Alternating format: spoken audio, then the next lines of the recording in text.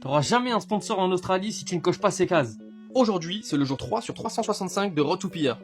Hier, je t'ai parlé du sponsorship comme objectif. Aujourd'hui, je te dis ce que les mines cherchent vraiment. Parce que si tu coches pas ces cases, le sponsorship, c'est pas pour toi. La première case, c'est la durée. Un sponsor, ça se construit pas en 3 mois. Les compagnies veulent voir minimum 12 mois de présence régulière sur site. Idéalement, sur le même poste et avec eux.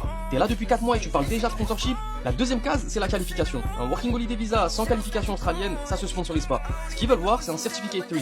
Ou alors un RPL. C'est la reconnaissance de ton expérience terrain comme diplôme australien. C'est exactement ce que j'ai fait, et sans ça, j'aurais été un intérimaire. Avec ça, je deviens sponsorisable. C'est une dinguerie, mais c'est comme ça que ça marche.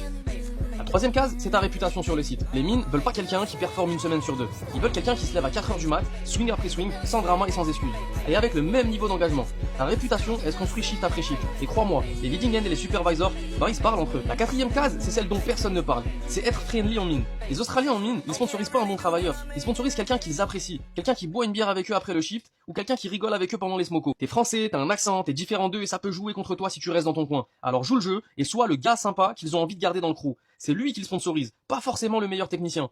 Là, je vais te dire un truc que personne ne dit sur les réseaux. Le sponsorship, c'est pas une récompense parce que t'as bien bossé, c'est une décision business et une décision humaine. Ton patron te sponsorise parce que te remplacer lui coûte plus cher que te garder, et parce qu'il a envie de te garder toi et pas un autre. Donc ton job, c'est de devenir indispensable, techniquement et humainement. Alors pose-toi ces 4 questions maintenant. Est-ce que t'as une qualification australienne ou une RPL en cours? Est-ce que t'as plus de 12 mois de présence régulière sur site? Est-ce que ton leading end connaît ton nom? Et est-ce que ton supervisor sait que t'existes? Si t'as répondu non à une seule de ces questions, alors écris sponsor en commentaire et je t'envoie ce qu'il faut faire maintenant.